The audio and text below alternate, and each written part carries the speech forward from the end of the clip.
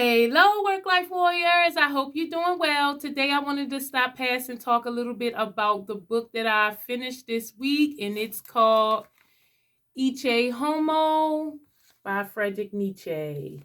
So I will probably do a couple of videos, maybe three, because there's three interesting topics that I want to talk about in this book that I found extremely interesting. And so I'm going to start with reading you a passage, and then I'll tell you what I think about it. So it starts with, he enjoys that only which is good for him. His pleasure, his desire, ceases when the limit of that which is good for him are overstepped. He defines remedies for injuries. He knows how to turn serious accidents to his own advantage. That which does not kill him makes him stronger. He instinctively gathers his material from all he sees, hears, and experiences. He is selective. He is a selective principle. He rejects much. He is always in his own company, whether his intercourse be with books, with men, or with natural scenery. He honors the things he chooses, the things he acknowledges, the things he trusts.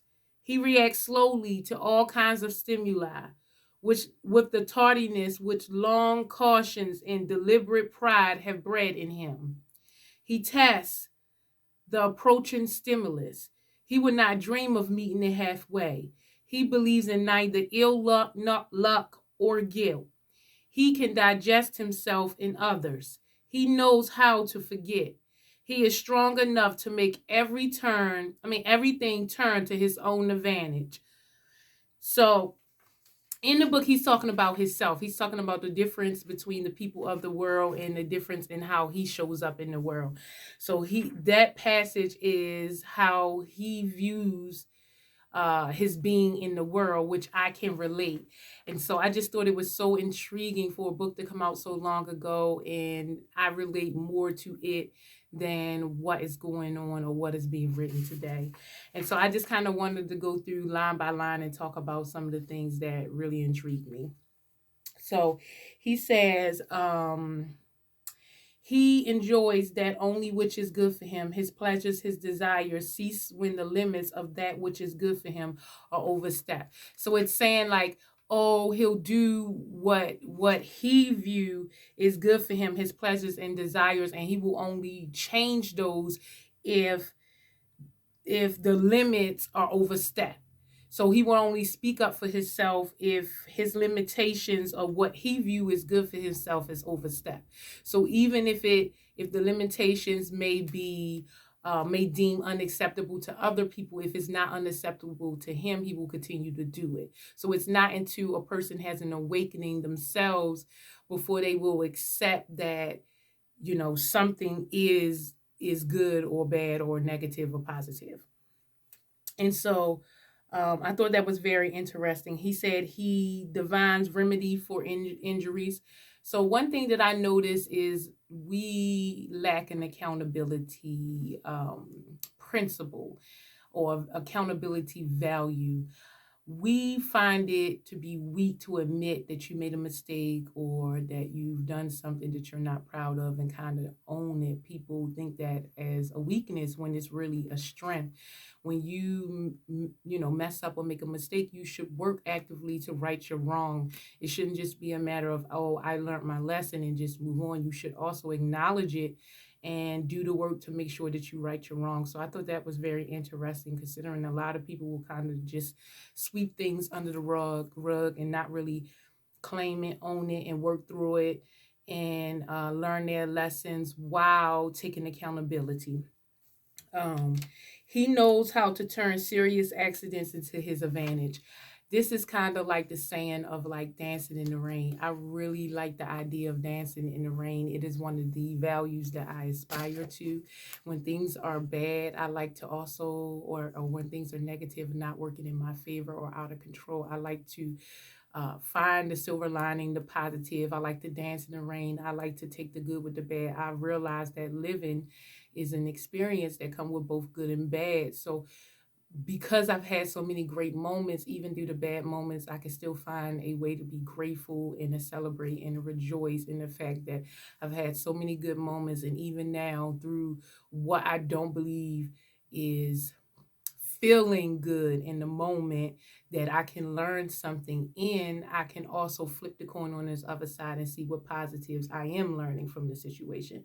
So, yes, that is kind of my temperament. I really enjoy, the personality trait of dancing in the rain.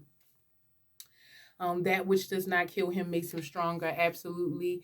I mean, my favorite saying is, but it didn't kill you though. So, absolutely, things that stretch you, push you, expand you, challenge you, help you to grow. If it doesn't kill you, it makes you stronger. And you rather be strong from trying a whole bunch of scenarios and passing and failing, or than just be weak at home, comfortable because you haven't exercised your muscle to try new things, to learn, to grow, to develop. So, the only thing that can give you strength is practicing. It's like if you want to be strong, you go to the gym or you lift weights in order to build the muscle. You kind of have to tear it down in order to build it up stronger.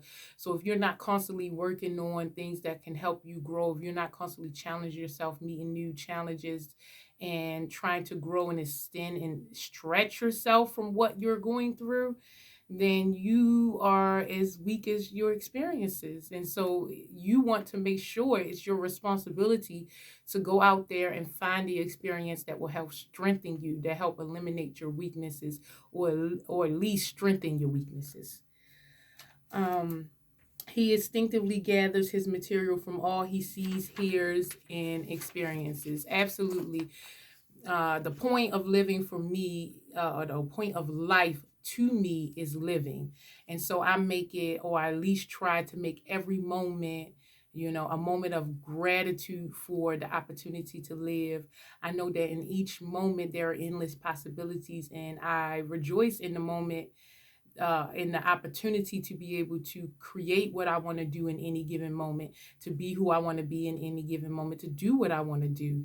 And so I just think that your experiences are a way for you to kind of meet yourself in this world, to help grow yourself in this world.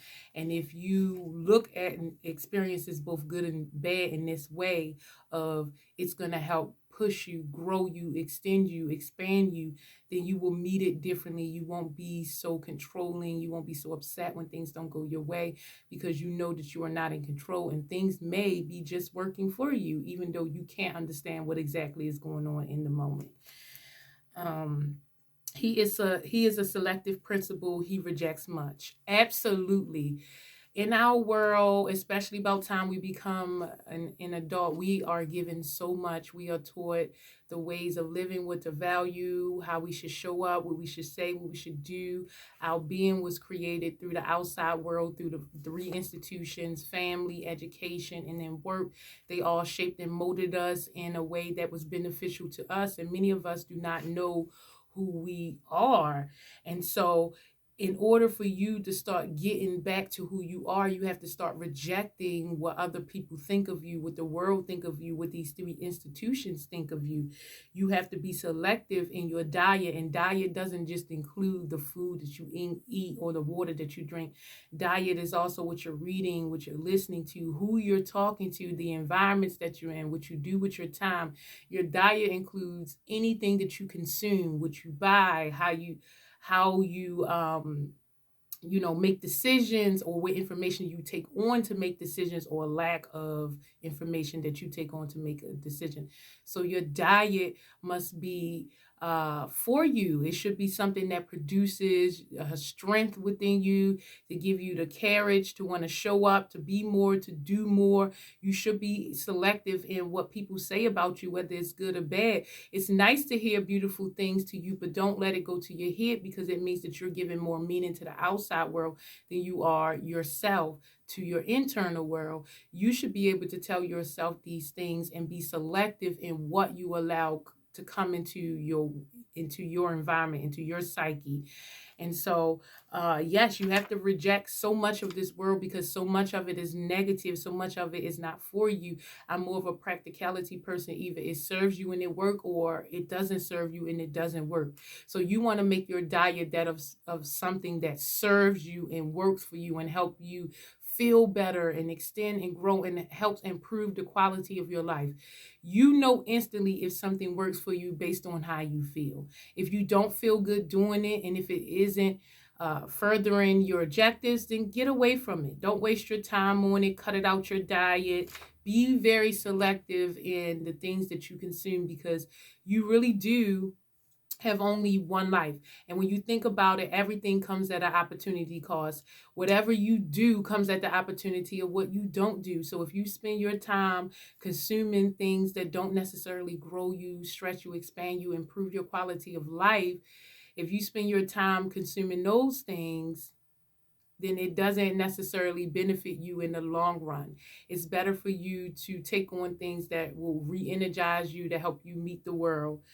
um, yes, and again, your diet is in your control. Everything that you do, where you are, the things that you consume, how you spend your time, it is in your control, and it's up to you to kind of manage that and use your time to benefit yourself, and not use your time in negative ways that don't build you, that come at an opportunity cost of you becoming who you want to become, doing what you want to do, and having what you want to have. So everything comes at an opportunity cost. It's up to you to decide what side of the coin that you want to participate in, the side that adds value to you or the side that depletes you. He is always in his own company, whether his intercourse be with books, with men, or with natural scenery. Absolutely, this is kind of like the mindfulness thing. You are aware that although you are thinking and talking, you are also listening. So you realize that you are always with yourself. Even when you're with other people, you are with yourself. Even when you're out in the world, when you're out, achieving your goals, when you're reading, when you're with other people, you're always with yourself. Your relationship with yourself is the most important relationship, and it will be the longest relationship that you will ever have. Any relationship will stem from the relationship that you have with yourself. And it kind of reminds me of the idea of virginity, when they say the true idea behind virginity is a person who belongs to themselves.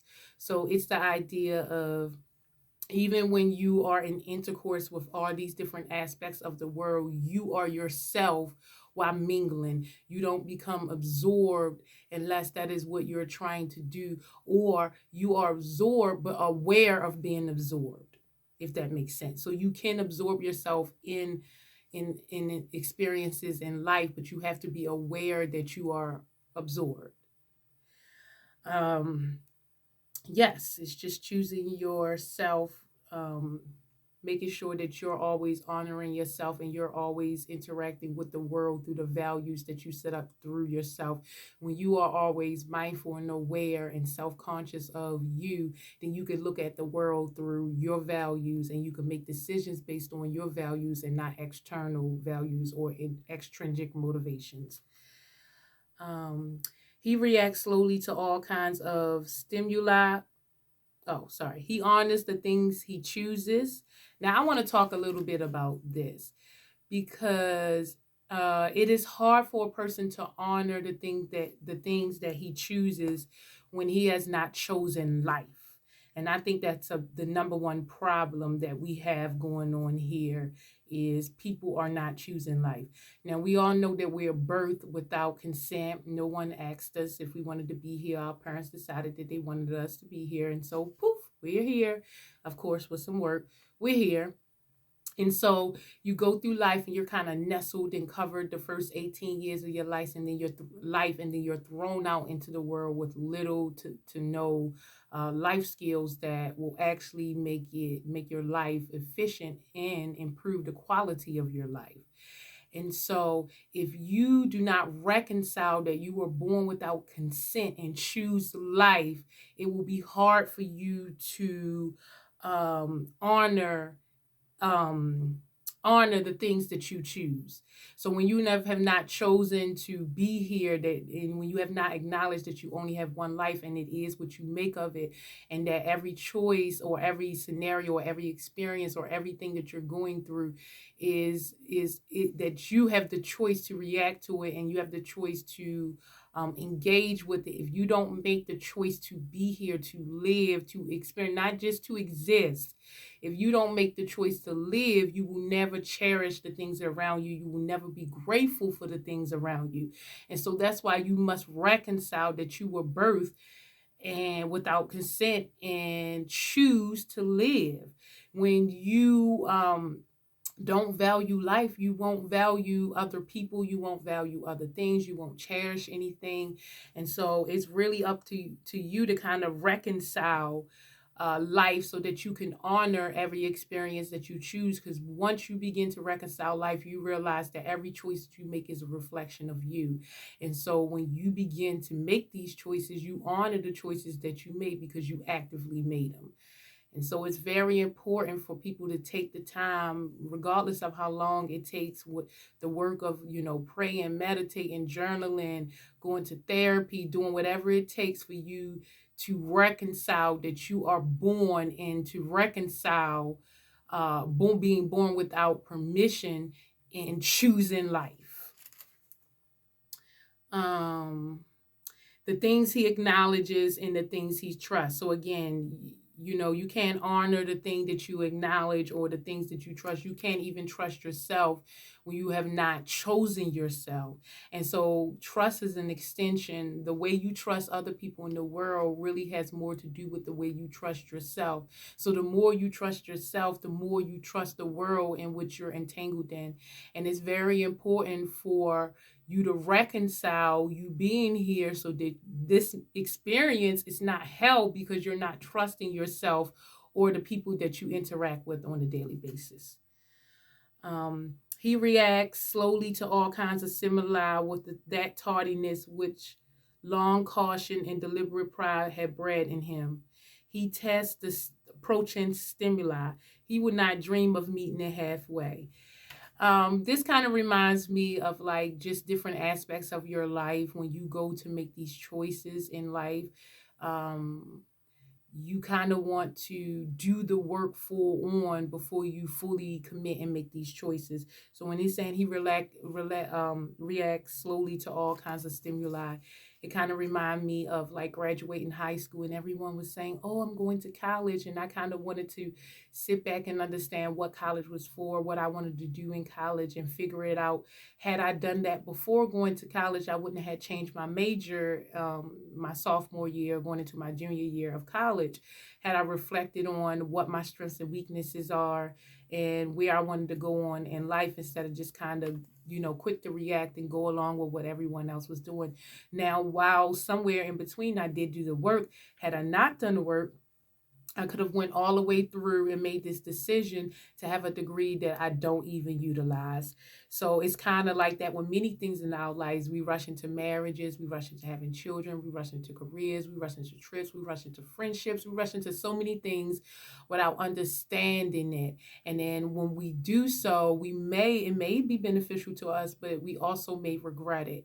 And so when he says have, slow to react to all stimuli, just because someone makes a request of you, or just because your society is making requests of you, doesn't mean that you have to react without knowing or react on ignorance. You can take your time to gather information to figure out what it is that you need to know in order to make the right decision for you, not the right decision for the people who are pressuring you.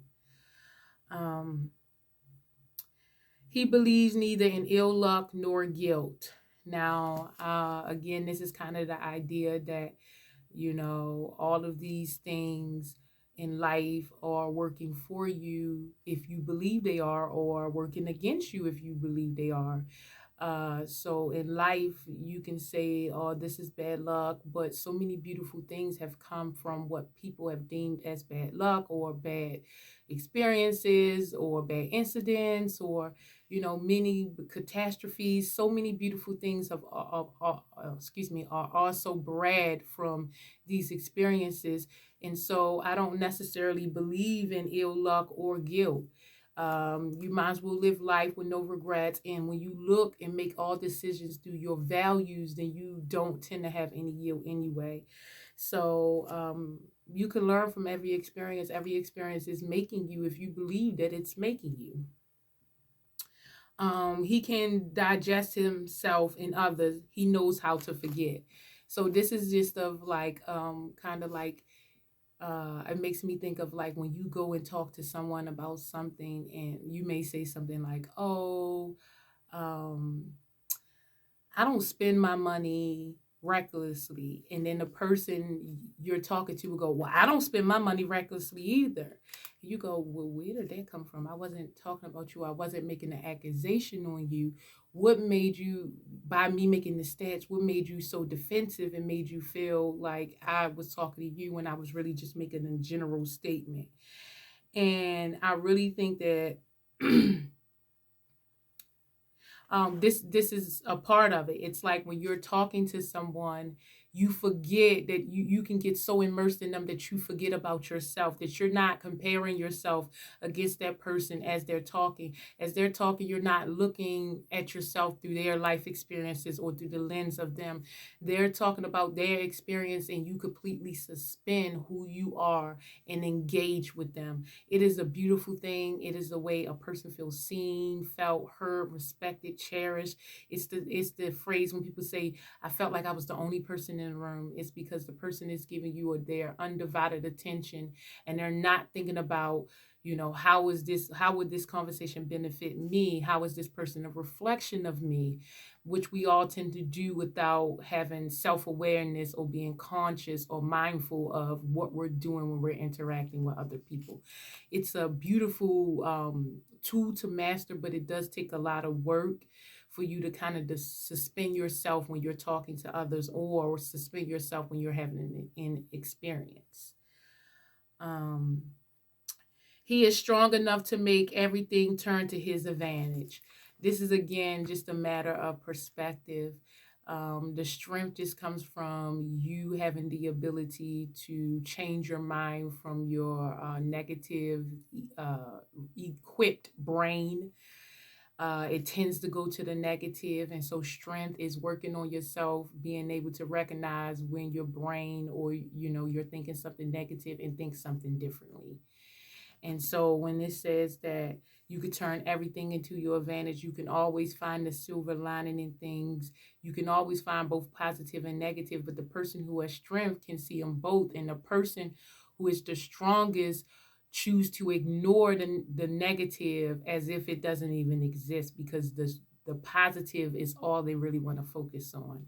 And so when I think about this, it just makes me think of like my own personality and how I operate in the world. And I just thought it was a really cool passage that, this is how he considered himself and this is how he, thinks about himself, considering it was such a long time ago. And in society, we certain people, it's harder for certain people to kind of just fit in down to the root. Surface wise, you can have a good time with people. I'm a person who can always have a good time with people, but I've never been a person that was able to like click with people down in a deeper group level. Now individually I've been able to like find individual people that I can connect with on a deep level, but I never felt at home within a group of people. And so I think that in itself is an advantage because so many people, hardest complaint is, they find it hard to stand alone. They don't want to be criticized, judged, outcast, ridiculed, laughed at.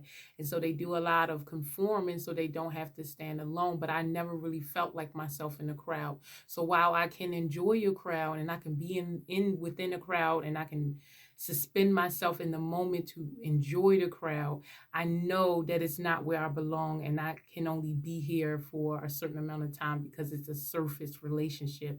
And so I have to go back and return to myself in order to, grow, stretch, and pull. So I really enjoyed this book, and I'm going to do 2 more videos. Please tell me what you think about the passage. Please share with me, what are your thoughts? Do you relate to anything that Nietzsche is saying, anything that I'm saying? I'm going to come back and do 2 more videos on this book. So I hope that helps, work life warriors. Have a great day.